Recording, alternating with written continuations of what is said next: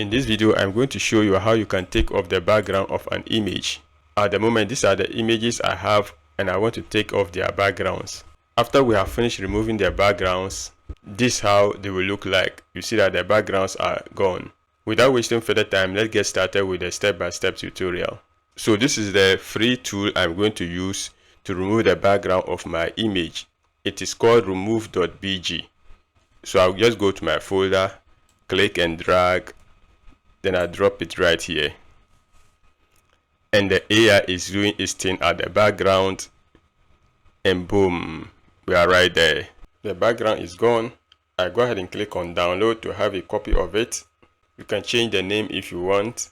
I'll take it to my desired location. Then I click on save. It is being downloaded right here. Awesome. Let me demonstrate with another picture again. I have this image right here. I want to take off the background. I just drag and drop anywhere in here. And the AI is doing its thing at the background. And now the background is gone. I just go ahead and click on download. I can give it whatever name I want. Then I click on save. And it is also saved.